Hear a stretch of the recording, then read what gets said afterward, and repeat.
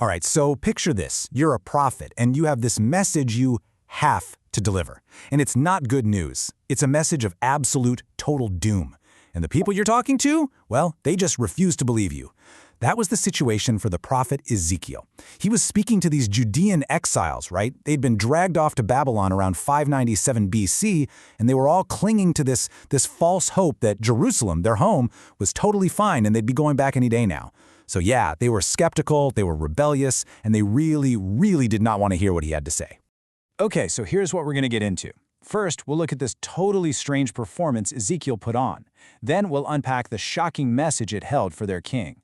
After that, we'll dig into why nobody wanted to believe him. And finally, we'll see what this whole thing shows us about what God really sees. So, how in the world do you get a message through to people who just won't listen? Well, God gave Ezekiel a pretty wild new tactic.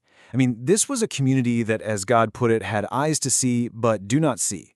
So Ezekiel was told to put on this super dramatic public performance, basically an action sermon. Just try to picture this happening in your own neighborhood, okay? You look out your window and you see one of your neighbors, and he's packing his bags all day, like he's about to go on a really long trip. Kind of weird, but okay. But then, when evening comes, instead of just walking out the front door, he starts digging a hole right through the wall of his own house with his bare hands. I mean, what would you think? It's a totally bizarre scene, and that was exactly the point. Yeah, this wasn't random at all. It was a carefully staged public performance, and it had three main parts. So first, during the day, Ezekiel packs up an exile's baggage. Then he digs that hole through the wall. And finally, under the cover of darkness, he carries his stuff out through the hole. And the scripture, it keeps repeating that he did all this in their sight. It's this powerful intentional wordplay, right? A dig at their spiritual blindness. So this whole performance wasn't some kind of breakdown. No, it was a living, breathing prophecy. It was a sign. What Ezekiel was doing was physically acting out the fate of the people back in Jerusalem. He was showing them, not just telling them, exactly what was coming. They were going to be forced into exile, sneaking out into the night from their own ruined city. But there was another layer to this whole public drama. Hidden inside this performance was a really specific and honestly super strange detail. It was a prophecy aimed squarely at the prince in Jerusalem, who was, of course, King Zedekiah. And here it is from Ezekiel chapter 12, verse 13. God says, "I will bring him to Babylon, land of the Chaldeans, yet he will not see it, and he will die there." So just think about that for a second. It's a total riddle, right? How can you take the king all the way to Babylon, but have him never actually see the place where he's going to die? It just sounds completely impossible. So for about 5 long years, from around 592 to 587 BC, this prophecy just hangs there. It's this impossible puzzle that no one can figure out. And then, history provides the tragic and unbelievably brutal answer. So, when the Babylonian army finally smashes through the walls of Jerusalem, what does King Zedekiah do? He tries to escape by night, exactly like Ezekiel had acted out years before. But it doesn't work. He gets captured by the Babylonians out on the plains of Jericho. And this is where we see the absolutely horrific fulfillment of that prophecy. 2 Kings chapter 25 tells us what happened. The very last thing King Zedekiah ever laid eyes on was his own sons being executed right in front of him. And then they blinded him. They put out his eyes. So they bound him in chains and dragged him off to Babylon. As a blind man, he was taken to the land, but he never saw it. The impossible prophecy came true, down to the last brutal detail, just like Ezekiel said it would. Okay, so this raises a huge question, right? With a warning that specific, that dramatic, why on earth were the people so unwilling to listen? Well, the first reason is probably one we can all relate to. They were listening to a different message, one that was a whole lot more comforting. So you had these two competing messages. On one side, you've got Ezekiel, who's delivering this really hard truth. Judgment is coming, and it's not over. But then on the other side, you had these false prophets telling people exactly what they wanted to hear. They were spinning these visions of peace that came right out of their own heads, promising that, don't worry, Babylon's going to fall and you'll all be home soon. Ezekiel had this brilliant analogy for this kind of false hope in chapter 13. He called it whitewash. He says it's like their hope is this flimsy, badly built wall. And the false prophets, they're just slapping a coat of whitewash, like cheap paint, over it to make it look sturdy. But he asked this incredible question. Behold, when the wall has fallen, will you not be asked, where is the plaster?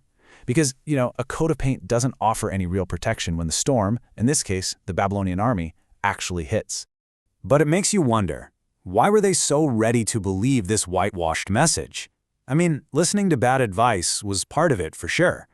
But the real root of their disbelief, it was much deeper. It was an internal problem, an issue of the heart. Then in chapter 14, God just lays the core problem bare. Get this. Even the community elders, the leaders who were coming to Ezekiel asking for a word from God, were secretly worshiping idols.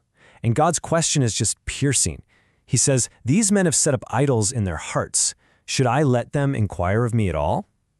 I mean, how can you genuinely ask for God's guidance when your heart is already pledged to something else? And it's really important to get this. We're not necessarily talking about little golden statues here. An idol of the heart, then and now, is anything that we put in God's place. It could be your career, the thing that defines your self-worth. It could be a relationship that you feel like you just can't live without. It could even be a political cause that you believe is the ultimate solution.